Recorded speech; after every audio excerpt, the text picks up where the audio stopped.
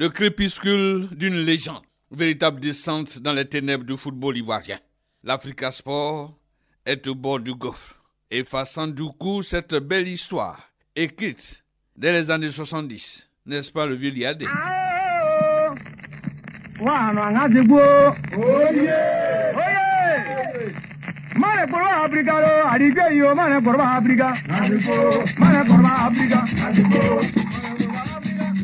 Élu le 28 novembre 2021, Kouyaté Narcisse a suscité beaucoup d'espoir. Mais en analyse, le président élu, de surcroît enfant de la maison, a perdu le contrôle du navire rouge. Les Aiglons volent bas. Il a pris un plomb dans l'aile. À 7 points de retard par rapport au leader, le Stade d'Abidjan. L'Africa Sport est 3e au classement de sa poule. Le vieux, reprenez-nous ce parcours glorieux d'une équipe de devoir.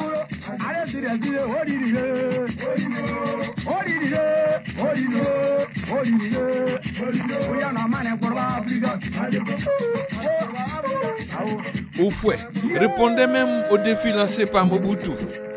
Tout puissant englébé Africa Sport restera le match référence des années 70. 4-4 au Zaïre face à Kalala et autres Kazadi. Il fallait s'appeler Kalé Biali, Siri Wawa, Niaouré Bernard. Il fallait être costaud.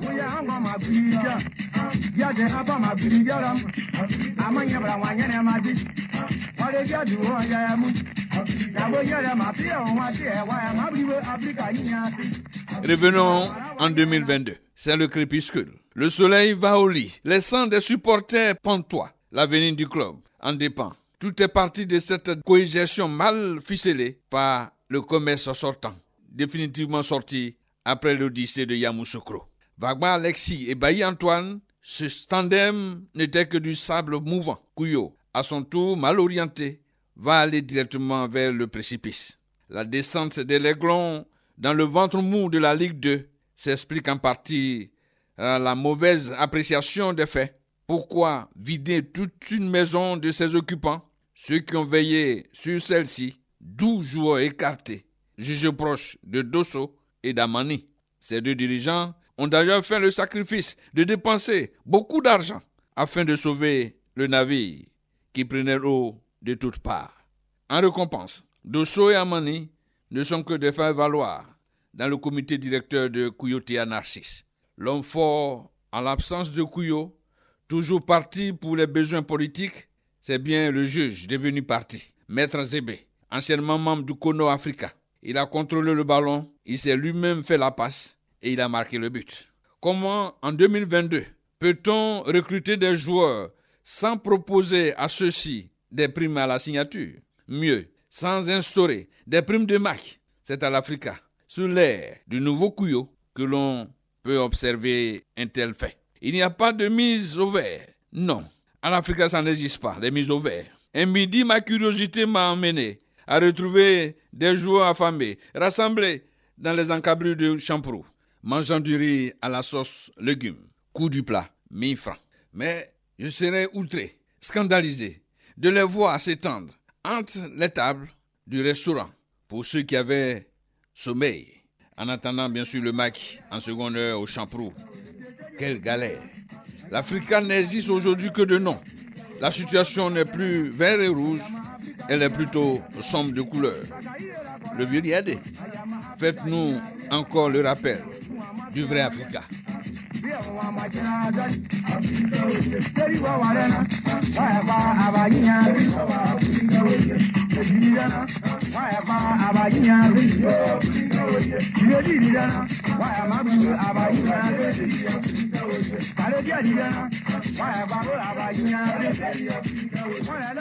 VDS, en son 1397e numéro, on est sur Radio Côte d'Ivoire, première sur l'info et le sport.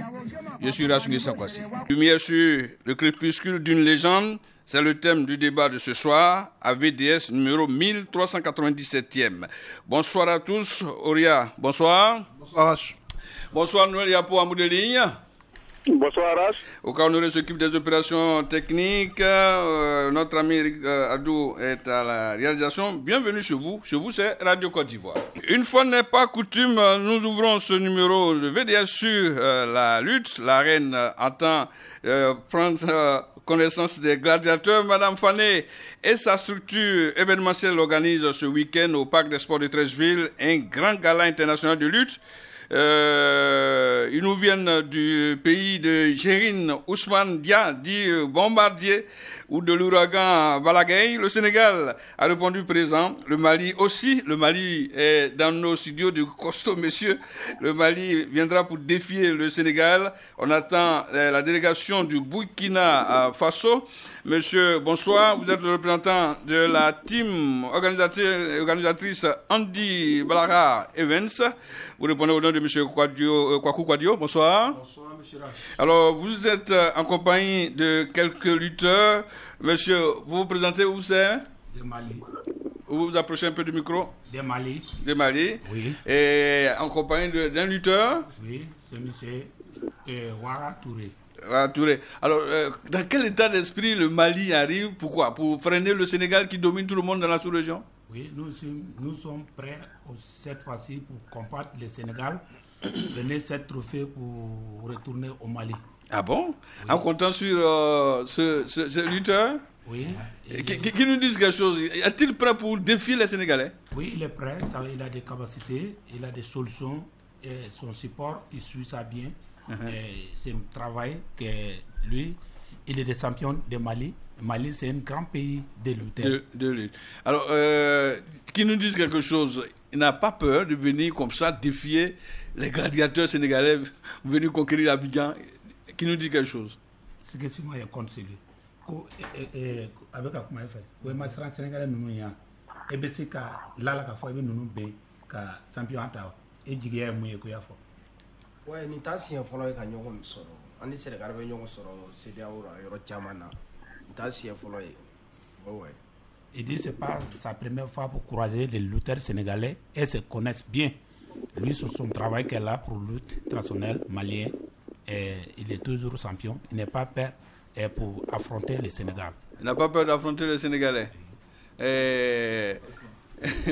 Les Sénégalais qui rentrent en fracas dans ce studio, des montagnes qui bougent, honnêtement, ils sont costauds. Dites-nous, c'est un face-à-face. Ici, vous allez régler vos comptes entre vous et les Sénégalais. Oui, c'est face-à-face, c'est une face-à-face. Nous sommes prêts pour combattre à Sénégal face-à-face. On n'a pas peur du Sénégal. Mali, Sénégal, c'est des pays voisins. Les deux se connaissent et métier de lutte. Alors, Kwaku, donnez le micro. Vous cédez un peu la place au Sénégalais qui vient d'arriver. Il va nous dire quelque chose et vous aurez l'occasion de conclure. Qui vient Le Sénégal est un modèle au niveau de la lutte traditionnelle. Bonsoir, monsieur. Bonsoir. Vous vous appelez Djibingom. Djibingom. Vous allez combattre? Oui. Alors, les Maliens sont décidés à freiner le Sénégal dans sa suprématie. L'hégémonité du Sénégal a trop duré. Ils veulent freiner cela. Vous êtes prêts à supporter le défi malien? Non, il ne faut pas nous freiner. Ah bon? Oui. Il ne faut pas nous freiner. Au Sénégal, à l'instar du Mali, vous avez une forte communauté ici, surtout à Treichville, vous allez combattre. Oui. Les Sénégalais sont prêts à vous accompagner? Bien sûr. Ils savent que vous êtes là? Oui, ils sont déjà prêts. Ah ouais? Oui. Donc rien ne vous fait peur? Non, même pas. Même pas. D'accord, félicitations, merci d'être venu pour répondre à cette invitation. Merci. Monsieur Kwaku, vous venez pour nous dire quelque chose. Tout est fin prêt pour qu'il y ait la fête de la reine. Les gladiateurs ont répondu présent, ils viennent du Mali, du Sénégal et une forte communauté burkinabé également. Vous êtes prêts? Bon, nous sommes prêts, comme on le dit tout le temps. Je pense que ça fait plusieurs années que nous sommes dans cet événement-là. Et à chaque fois, nous essayons d'améliorer un peu la chose pour que ce soit parfait. Cette année, nous avons pu déplacer quand même les lutteurs sénégalais vraiment qui sont vraiment rares. Je pense que c'est cela même qui fait la rénovation de la chose. Vous avez marqué un grand coup là. Voilà, nous avons marqué un grand coup. Déplacer les lutteurs sénégalais. Ça coûte cher, hein? Ça coûte cher. Okay. Ça coûte cher. Ils sont même venus par avion. Ah ouais? Oui, parce qu'ils sont importants pour nous. Alors, qu'est-ce qui ferait un peu la spécificité de cette organisation par rapport aux précédentes organisations où les Sénégalais sont venus, mais quel est le cachet particulier qui ferait que, bon, Oria, comme ça, va laisser ses enfants pour venir dans l'arène du Parc des Sports? Qu'est-ce qui va faire attirer, en plus des lutteurs qui sont de qualité, qu'est-ce que vous mettez dans l'organisation? Bon, au niveau de l'organisation, disons que nous avons réussi à déplacer les différents consuls des différentes communautés. Et ceux-ci, entre eux-mêmes, ont décidé de parler, de soutenir leurs différents lutteurs. Et ils ont décidé, au cas où il y avait le lutteur malien qui gagnait, le consul avait décidé de faire quelque chose pour ces différentes personnes-là, ces différents lutteurs. C'est que chaque communauté, chaque consul défendra la cause de ses lutteurs. Donc c'est un combat, c'est des combats en même temps dans l'arène, et aussi entre les consuls eux-mêmes. Tout ça, c'est la sous-région qui gagne. La sous-région qui gagne. Alors, à moins que lui, vous êtes manager Sénégal. Sénégal. Leur manager. Vous managez de très bons combattants. Très bons combattants. Le Sénégal fait rêver en matière de lutte. Quel est le secret de cette réussite? Bon, le secret de cette réussite, c'est notre culture, en fait. Ouais. La lutte traditionnelle, on peut dire que c'est une tradition. C'est une tradition. C'est la culture sénégalaise. Ça fait partie de la tradition ethnique au Sénégal. C'est une culture... Oui, c'est une culture bien réservée et bien gardée et bien protégée. Malgré les autres commencent à copier, mais la copie n'a rien à voir avec l'original. J'ai pu suivre un combat de passage au Sénégal lors d'un reportage. J'ai vu un peu Tyson, que je connais bien. Il y a les Tyson, Yekini les aussi. Manga, les Yekini, les Balagay. Ils sont partout. Donc, nous, on est prêts. Non, le Mali a dit qu'il vient vous déloger cette année. Il n'y a pas de combat. Il n'y a pas de combat. Seulement qu'on va faire la lutte parce que ils nous ont appelés pour faire la lutte. Mais le vieux là, lui là même, il est vieux. Quand tu prends lui là, tu peux le mélanger avec lui. C'est pas possible. C'est pas possible. Non. Alors, là-bas, il n'y a pas de match. Pour terminer, un appel à l'adresse de la communauté sénégalaise. Bon, que direz-vous? On va lancer un appel pour toute la communauté sénégalaise. On va lancer même toute la raison. On peut dire que la CEDEAO, parce que c'est pas seulement Sénégal qui vient, mais on peut dire particulièrement Sénégal parce qu'on est des Sénégalais. Mais on va lancer tout le monde. Que la sous-région se déplace. La sous-région se déplace pour venir vraiment assister les combats, les petits combats. On peut appeler ça petits combats. Le micro au représentant malien, un appel à toutes les populations maliennes vivant ici en Côte d'Ivoire. Que direz-vous, mon très cher frère? Oui, nous sommes prêts pour appeler tous les Maliens, populations, et ils sont en Côte d'Ivoire ici, pour venir insister cette lutte traditionnelle. Ouais, comme le dit votre frère sénégalais, c'est pas de petits combats, ça va être de grands combats. Hein? Les choses se changent toujours. Lui, il a oublié que les traditionnels toujours se changent. Nous, on est là, il faut lier. C'est avant, et Sénégal est toujours champion. Maintenant, les champions de Mali ici n'est pas perdre du Sénégal.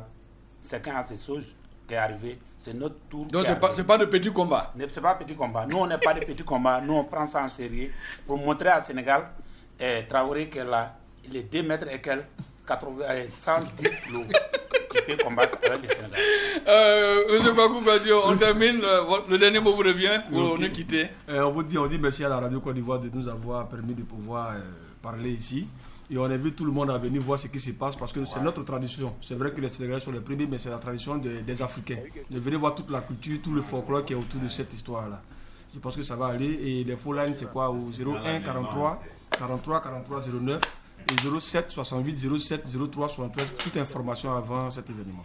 Merci beaucoup. Messieurs, on vous souhaite de très bonne chance. On sera tous là-bas pour vous voir. Hein? Monsieur le Sénégal, vous êtes gaillard gros. Mais on verra. Merci beaucoup et bonne chance. Merci. Bien de choses à Madame Fané. Et beaucoup de succès surtout. Merci beaucoup. Merci beaucoup. Vous êtes sur Radio Côte d'Ivoire. Vérité des sports. Hier, tous avons eu l'oreille tendue vers l'avenue 1. La désignation du nouveau sélectionneur national s'est fait attendre comme une montagne, le temps accouché d'une souris. Et qui d'entre vous pourrait nous éclairer sur ce premier couac, je dirais, de la nouvelle équipe fédérale? Que s'est-il passé? Morou Bané, bonsoir. Bonsoir, Rachingue Sankwasi. Et vous venez d'arriver, vous étiez en mission. Je commence par Noé Yapo. peut-on être éclairé sur ce petit fiasco d'hier après-midi? Oui, Rach, je pense que, petit fiasco, je ne sais pas si on doit l'appeler ainsi, mais hier on avait déjà soulevé le problème. C'est un peu la précipitation dans les annonces. Sinon, comme on le disait hier, il n'y avait pas véritablement à se précipiter pour dire que c'est ce mercredi-là, hier mercredi, qu'on devait connaître le nom du sélectionneur. Bon, cela a été dit, maintenant, ça n'a pas été fait. Certaines raisons ont été données. Je pense que la fédération doit se donner le temps parce que le choix d'un sélectionneur, ce n'est pas quelque chose à choisir et à regretter. Donc, je pense qu'ils se donnent le temps, mais il faut revenir dessus. Il faut que les décisions soient analysées et pas dans la précipitation. Et donc, les raisons qui ont été avancées, ça et par-ci, par-là, je pense qu'elles peuvent tenir, mais je dis que quand on sait que, par exemple, le sélectionneur principal, je crois savoir que, il y a des noms qui ne sont pas encore dits parce que ceux-là sont encore sous contrat. Tout ceci, ça me paraît un peu précipité. Prenons le temps de faire les choses bien pour que la Côte d'Ivoire ait un sélectionneur, une équipe de sélectionneurs qui va pouvoir nous conduire à cette Coupe d'Afrique des Nations. Bandé, je le disais, vous étiez hier en mission à Yamoussoukro. Certainement, vous êtes déporté sur les réseaux sociaux pour avoir quelques informations en provenance de l'avenue 1. Rien au final. Selon vous, Yacine a-t-il manqué son premier rendez-vous? Je dirais que c'est tout comme. C'est tout comme parce que j'ai le contact direct de Yacine, mais la matinée, entre deux pauses café, je ne cessais de l'appeler, mais il était injoignable toute la journée. Je me suis dit, mais qu'est-ce qui se passe? D'habitude, il rappelle. J'avoue que je n'ai pas eu d'informations et je suis donc resté sur ma faim. Je me suis fait beaucoup de scénarios. Est-ce que c'est pas parce que les éléphantos se trouvent au Niger avec pratiquement beaucoup de personnel de l'actuel bureau qu'ils n'osent pas se prononcer? Je n'ose pas y croire, mais quand même, on devait trouver quand même un interlocuteur même de nous situer. Maintenant, par rapport à ce que Noël Yapo dit, c'est certainement un peu précipité d'aller. On est pressé, mais allons doucement pour arriver à bon port. Ne faisons pas. Il y a les appels à candidature qui se font et ne nous précipitons pas. On aura l'entraîneur qu'il faut pour les éléphants qui seront coachés, puisqu'ils sont tous pratiquement dans les pays européens. Je pense que celui qui viendra saura faire montre de patience et surtout encadrer ces jeunes pour que, au moins, je dis bien au moins, nous puissions jouer la demi-finale. Auria, encore une fois, l'erreur de communication a-t-elle impacté sur le dit rendez-vous? On ne parlera pas d'erreur de communication. Vous savez, quand ils ont lancé cet appel à candidature, ils s'attendaient sûrement à recevoir des dossiers de candidats susceptibles, selon leurs critères, de pouvoir, je dirais, entraîner, mais surtout faire grandir une équipe de Côte d'Ivoire qui n'arrive plus à se mettre aux standards internationaux depuis maintenant, je dirais, 4 ans, vu que cette sélection n'a pas réussi à se qualifier pour les 2 dernières phases finales de la Coupe du Monde. Et donc, il nous faut un entraîneur qui va pouvoir permettre à la Côte d'Ivoire tout entière de pouvoir jubiler lors de la prochaine Coupe d'Afrique des Nations qui se tiendra sur nos terres, c'est-à-dire aller le plus loin possible et le plus loin possible, c'est la remporter et se projeter directement sur les phases finales de la prochaine Coupe du Monde qui normalement devrait se tenir du côté des États-Unis. Donc, il y a cet élément-là à prendre en compte. Hier, le directeur exécutif nouvellement nommé, M. Martial Gourou, a donné un tout petit peu quelques indications concernant Armand Gourou, excusez-moi. C'est des frères. Oui, je sais. Je suis tellement habitué à mon aîné Martial. Voilà, Armand Gourou a donné des informations concernant ces 2 postes à pourvoir. Il a dit que pour la sélection A, il y avait eu 22 dossiers qui avaient été emmenés par des postulants. Et pour le poste d'entraîneur adjoint, il y a eu 17 dossiers. Et donc, il a cité un seul nom du côté des A, qui est Jean-Luc Gasset, l'ancien adjoint de Laurent Blanc, qui a suivi Laurent Blanc un tout petit peu partout en équipe de France, qui a été champion de France avec Laurent Blanc à Bordeaux et qui a été également adjoint de Laurent Blanc lorsqu'il était au Paris Saint-Germain.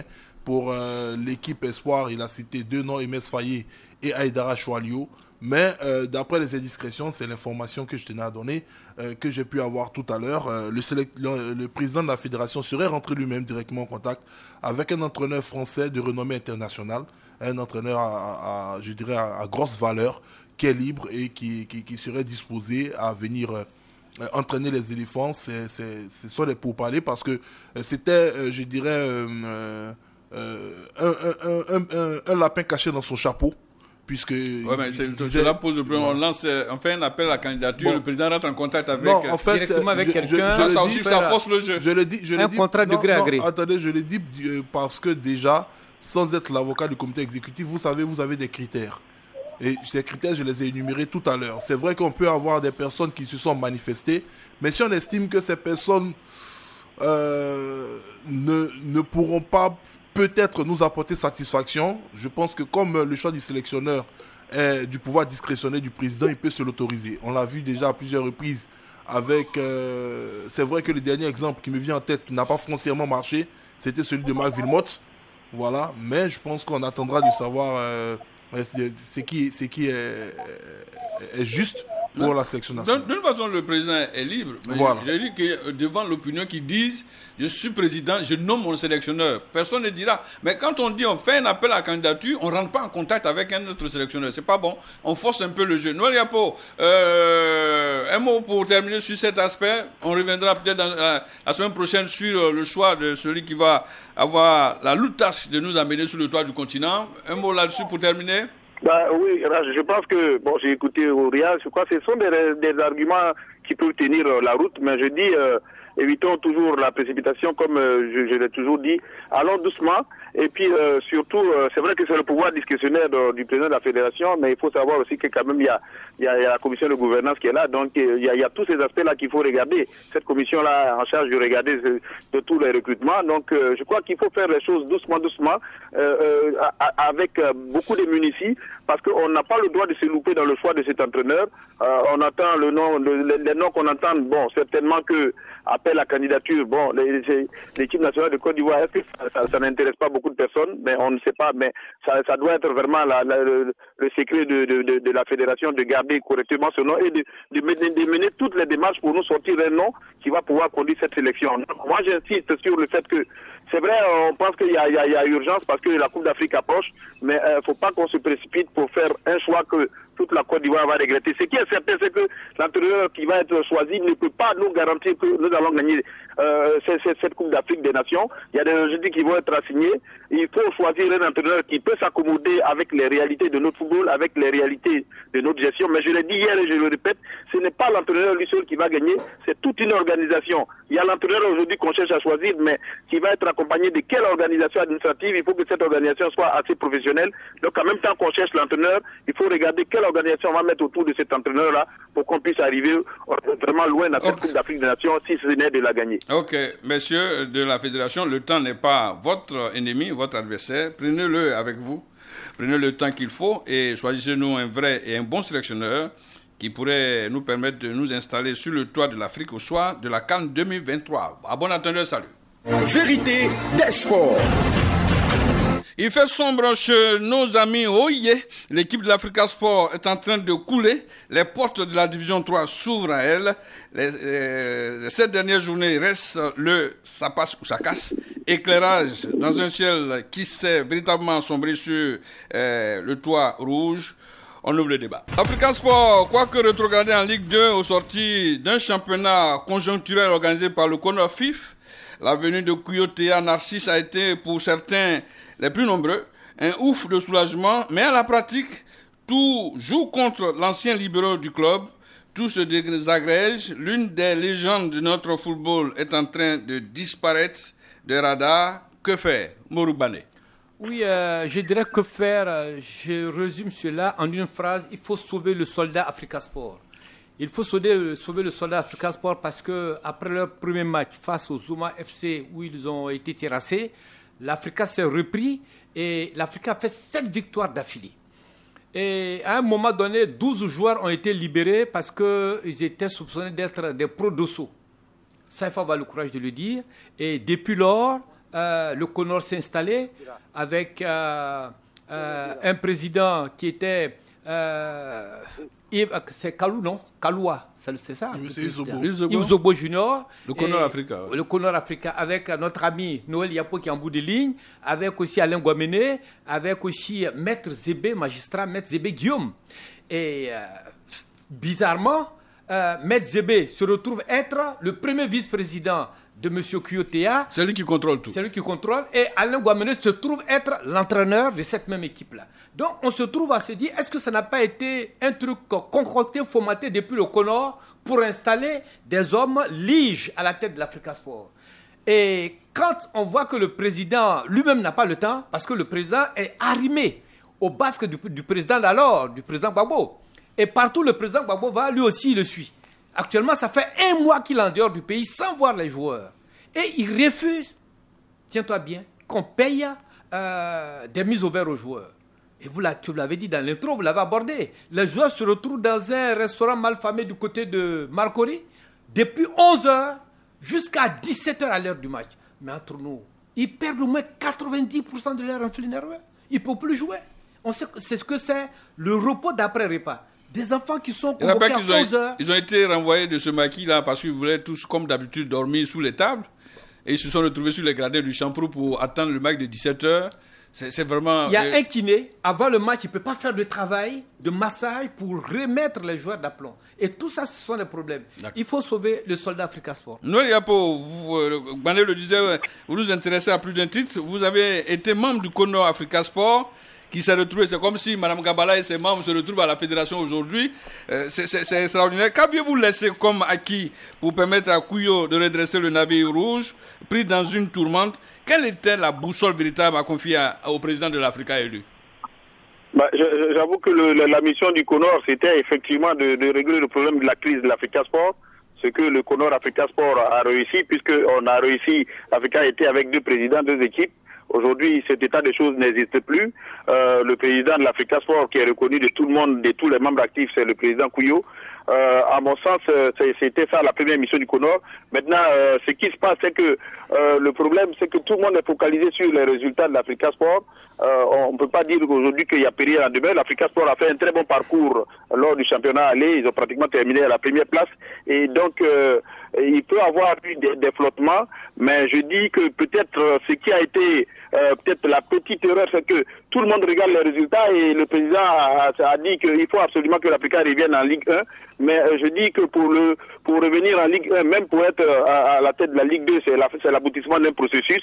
Pour ce que je sais, c'est que le président Kouyo, dans un processus de construction de l'Africa Sport, il va falloir certainement au niveau de la communication réorienter les choses pour dire à tous les membres actifs de l'Africa Sport que si l'Africa veut être un grand club, il faut accepter que l'on construise l'Africa Sport, c'est ce qui se passe actuellement, et que les résultats seront l'aboutissement de la construction. Et donc, aujourd'hui, c'est vrai, tout le monde veut voir l'Africa Sport en Ligue 1, mais être en Ligue 1, ça nécessite qu'on parle des infrastructures, ce que le président Kouyo est en train de faire. C'est vrai que ce n'est pas avec beaucoup de cris, mais il est en train de travailler dessus. C'est vrai, il n'est pas souvent là, mais à mon sens, il a un staff. Moi, je ne fais plus partie de ce staff de l'Africa Sport depuis donc le 28 novembre, parce que c'était juste une mission de normalisation. Et donc, à mon sens, il faut éclairer les membres actifs pour dire que c'est vrai, on veut voir l'Africa Sport en Ligue 1, mais l'Africa Sport a besoin d'être construit. L'Africa Sport a besoin d'un stade d'entraînement. L'Africa Sport a besoin d'infrastructures. Et c'est quand tout ceci est acquis que le club peut rebondir véritablement. Oui. Aujourd'hui, on peut bagarrer pour que l'Africa Sport arrive en Ligue 1. Ce n'est pas encore perdu. Ils sont à 7 points du premier. C'est vrai, ils n'ont plus leur destin en main, mais on ne sait jamais. Mais même si l'Africa Sport arrivait aujourd'hui à retourner à la Ligue 1, est-ce que les infrastructures, est-ce que la base est assise pour que l'Africa Sport puisse durer? Je ne le crois pas. Je crois que c'est sur ces aspects que le président travaille doucement avec son staff. C'est le construire, ça met du temps. Ce n'est pas aisé, mais bon, aujourd'hui, je crois que ils sont pas encore à la porte de la 3e division. Je crois qu'il y a lieu de remobiliser les joueurs et puis de réorienter peut-être les objectifs. Noël Yapo, vous parlez en tant que membre du Conor Africa, mais est-ce que les infrastructures nourrissent des joueurs qui mangent à peine 500 francs le plat, ils dorment sous les tables? C'est ça la construction? Oui, je veux dire, dans une période de construction, chacun se doit d'apporter, de faire sa part de sacrifice. Je ne le souhaite pas, ce n'est pas ce qu'il faut, mais je dis, l'Africa Sport a fait une première partie du championnat qui était bien, tous ces aspects n'étaient pas là, et maintenant la deuxième phase du championnat de deuxième division, comme je l'avais dit tantôt, c'est la deuxième phase qui est extrêmement difficile. Donc il appartient aujourd'hui aux dirigeants de l'Africa Sport de regarder les objectifs qui ont été fixés et à fonction des objectifs d'apporter les moyens. Ce n'est pas gai, ce n'est pas agréable effectivement de voir des joueurs qui dorment un peu par-ci par-là, mais je crois que quand même certains passages, si l'Africa Sport veut arriver, il y a des sacrifices à faire. Il faut, mais ce n'est pas aux joueurs de le faire naturellement. Mais bon, les résultats sont là. Aujourd'hui, les résultats ne parlent pas en faveur du comité directeur, du comité exécutif qui est là. Et bon, je dis, je ne défends pas ce comité, mais je dis l'œuvre de construction est longue et il faut vraiment faire attention pour que les résultats ne viennent pas encore à créer une autre crise à l'Africa Sport. Oui. Aurélien Philippe, hier à l'annonce de ce débat, vous étiez très triste, je vous comprends. L'Africa Sport est en train de couler. Konechek a juré ne point laisser l'Africa en état de quiétude. Ce même Koné a été conspué lors de l'Assemblée générale qui a vu l'élection de Kuyo Théa Narcisse. A dit vrai, une malédiction plane-t-elle sur la tête de l'aiglon? L'Africa n'est-il pas son propre sorcier? L'Africa n'est pas son propre sorcier. Vous savez, de prime abord, il faudrait comprendre que la Ligue 2, ce n'est pas une fatalité. On a de grands clubs ivoiriens, mis à part la SEC Mimosa, qui y sont passés, qui y sont restés pendant, je dirais, quelques saisons avant de revenir et de revenir avec un esprit nouveau. On a le Stella Club d'Adjamé qui a végété en Ligue 2, je crois, pendant plusieurs saisons et qui, lorsque ce club est venu en Ligue 1, est revenu avec un centre d'entraînement en construction du côté de la ville d'Agboville. Voilà, on a le stade d'Abidjan qui, à force d'être resté en Ligue 2 aujourd'hui, un président. À force d'être ça, combien d'années? Ça fait beaucoup d'années que vous êtes en Ligue 2, mon cher Moroubani. Je suis pas le stade. Je n'ai pas le nombre d'années en idée. En tête, mais on a vu dernièrement... Mais au stade, il y a une certaine sérénité. C'est ce que je suis en train de dire. Ouais. Ils ont connu ces moments de crise, c'est ce qui les a menés en Ligue 2. Et aujourd'hui, on a vu le stade présenter la maquette de leur centre d'entraînement qui va voir les jeux du côté de Benjerville. Donc, c'est dire que la Ligue 2, pour moi, ce n'est pas une fatalité, c'est vrai. Pour un club comme l'Africa, au vu des investissements qui sont en train d'être faits un peu partout en Côte d'Ivoire pour rehausser le niveau du football, on aimerait revoir ce grand club-là dans l'élite. Mais vous aurez un club constitué dans le derby ivoirien qui est l'ASEC Mimosa face à une équipe qui est l'Africa Sport d'Abidjan. Ça, il faut le dire clairement. Parce que l'Africa n'a pas d'actifs. Et aujourd'hui, comme Noël Yapo l'a dit, on sent que c'est un observateur averti de ce qui se passe aujourd'hui à l'Africa. Moi, j'ai la chance d'être très proche du président Kuyo Théa Narcisse. Voilà, et je sais ce qui est en train d'être fait aujourd'hui. Il a demandé simplement à ce qu'on ne communique pas énormément. Le siège est fermé. Ils ont même enlevé les compteurs. Vous savez ça, non? Lequel? À Bonouin? Construit par Doré Lassina qui n'a jamais été achevé.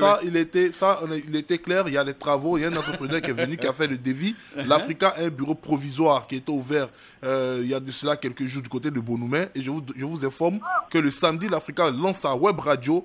La radio est prête du côté du bureau provisoire de Bonouin. Ça veut dire que ça travaille. Voilà. Est-ce que ce n'est pas du tape à l'œil alors que les enfants n'ont pas... Vous qui avez joué, des joueurs qui n'ont pas de primes de match, qui ont fait qui se sont engagés sans même des primes à la signature, vous trouvez normal, on parle de construction?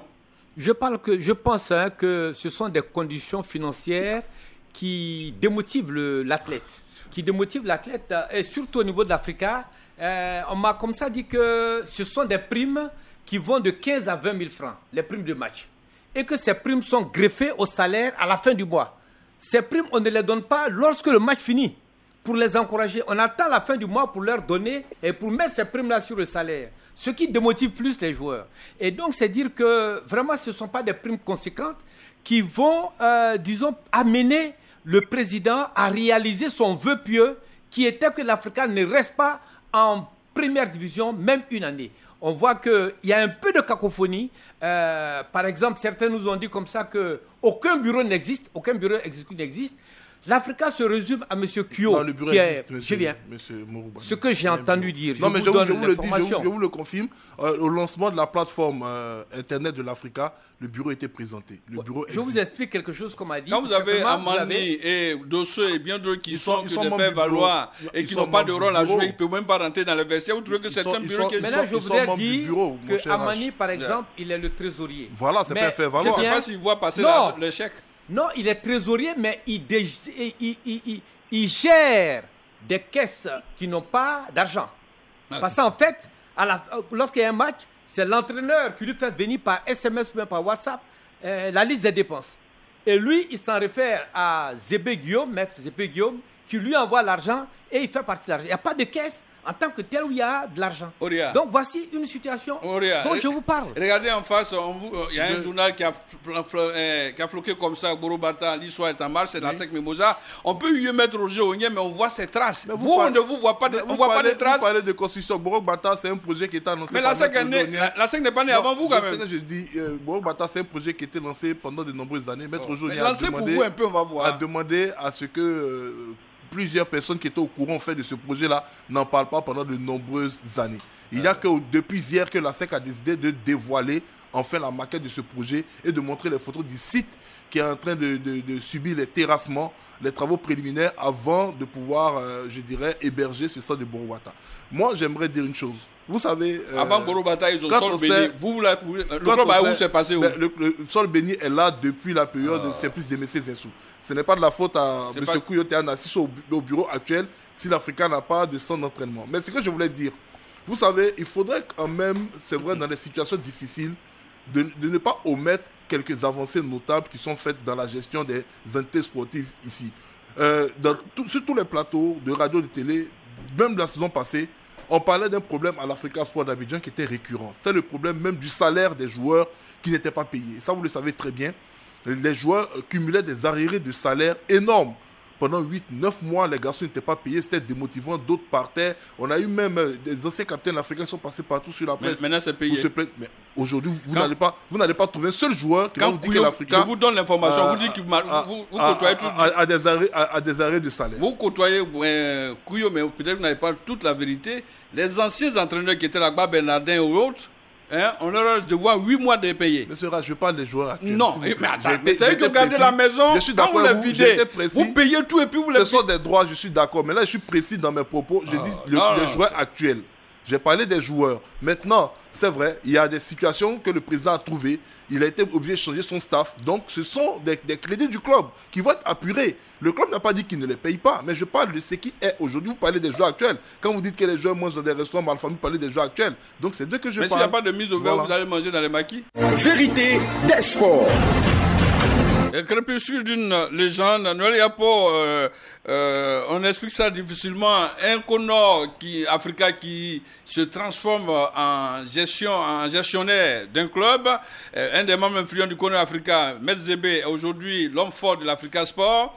Un autre membre qui était Guamene Alain est devenu l'entraîneur de l'Africa Sport. Il ne reste que vous qui n'êtes pas parti diriger cet Africa-là. Aujourd'hui, ça grogne, les supporters parlent même du départ de Kouyoté. Il y a même Kone Chekouma qui a intenté une action en justice. Le pauvre Aiglon est pris dans l'engrenage. On fait quoi pour sauver, comme dirait Bané, le soldat africain? Rach, je pense que ça aussi c'est la problématique de l'Africa. C'est-à-dire que l'équipe de football première de l'Africa est un peu comme le phare. Et donc dès lors que le phare n'éclaire pas, automatiquement tout le monde a l'impression que tous les véhicules ne marchent pas, même quand le moteur il tourne bien, même quand il est en construction. Je le dis, peut-être l'une des erreurs du président, c'est d'avoir dit il faut que l'Africa, il fera tout pour que l'Africa retrouve la Ligue 1 cette année. Mais en même temps, il a dit, et quand il rentre sur le terrain, il voit les réalités, et j'ai dit, entre ramener l'Africa en première division et commencer, parce que tout à l'heure on entendait l'Africa n'a pas de patrimoine, mais ça ne peut pas durer. Le président qui arrive, il faut qu'il s'attelle à cela. Et donc je comprends tous les acteurs de l'Africa, tous ceux qui aujourd'hui regardent cette équipe-là et qui disent que bon, l'équipe a perdu des matchs, l'équipe est à 7 points, et donc est-ce qu'on va pouvoir monter? Mais il faut en même temps qu'on regarde ça, qu'on regarde quel est le travail de construction qui va être fait. Ça ne sert à rien, à mon sens, de monter en première division cette année, en Ligue 1, avec toujours les mêmes difficultés. Il faut qu'à un moment, l'Africa Sport, ceux qui arrivent, que ce soit Kouyo, que ce soit qui, que ce soit arrive, il faut qu'ils aient le courage de dire on ne peut pas bâtir un grand club sans infrastructure, sans construire. Et la construction, ça prend du temps, ça nécessite des sacrifices, ça nécessite des moments de difficulté. Et c'est à partir de là qu'on va arriver à l'aboutissement d'avoir des résultats. Tout à l'heure, j'ai entendu quelqu'un parler du stade d'Abidjan, mais aujourd'hui, le stade est dans une autre phase. Mais ça a mis du temps. Et donc, je comprends qu'est-ce qu'il faut faire pour sauver l'Africa Sport. Pour moi, il faut communiquer. Il faut communiquer avec les acteurs. Ce n'est pas de ramener les crises. Quelle que soit la personne, ramener les crises ne va pas amener l'Africa Sport à faire un pas à l'avant. Il faut s'asseoir, dire que la SEC est à 50 ans de l'Africa Sport. Comment faire pour avoir un club qui existe avec des infrastructures? Et je suis d'accord avec Oria, le président Kouyo, peut-être il ne parle pas beaucoup. Aujourd'hui, c'est vrai qu'il y a un membre du CONOR, Maître Zébé, et je corrige pour dire que Maître Zébé est avocat et non magistrat, qui est le premier vice-président d'Africa Sport. Peut-être que le président a décelé en lui des compétences, des qualités qui amènent Maître Zébé à être à ce niveau. Mais je crois que l'un dans l'autre, l'Africa Sport sort d'une crise. L'Africa n'a même pas encore un an. Kouya a été élu le 28 novembre, il n'a même pas encore un an. On ne peut pas commencer à faire un bilan sur les premiers résultats qui sont là. Observons le travail qui va se faire. Les crises vont rien régler. De toute façon, en disant l'Africa va revenir en Ligue 1, ça c'est ce qu'on dit. Mais la réalité du terrain est là, c'est ce qu'on découvre. Le premier parcours de l'Africa était bon. Tout le monde a applaudi Alain Guaméné, tout comme les entraîneurs. Quand ce n'est pas bon, c'est lui. Aujourd'hui, je pense qu'Alain assume. Mais il faut construire l'Africa Sport. Il faut construire, ça va nécessiter des difficultés, des souffrances, mais il faut construire. Et même si Kouyo doit partir, il doit laisser un Africa Sport qui a fait une marche pour que plus jamais on ne revienne en arrière pour dire il n'y a pas ceci, il n'y a pas cela, tout ceci manque. Voilà un peu ce que moi je crois, c'est qu'il faut faire, il faut garder le calme. Il ne s'agit pas de s'acharner sur le comité directeur qui est là. Mais c'est vrai, je comprends les difficultés. Pour l'Africa Sport, moi j'ai passé dans le comité de normalisation, c'est là qu'on comprend que l'Africa Sport est l'un des clubs les plus passionnels. Parce que vous avez même des dames qui sont capables de vous empoigner au col parce qu'on parle d'Africa Sport. Et ça, vraiment, c'est terrible. Et quand cette passion n'est pas contrôlée, on ne peut pas construire. Il faut que les uns et les autres contrôlent leur passion pour qu'on puisse construire l'Africa Sport. Et c'est pour ça que nous parlons de cette place qui ne ressemble pas à l'Africa Sport, convenant avec moi, Ouria. Est-ce que honnêtement l'Africa Sport, sa place est en Ligue 2?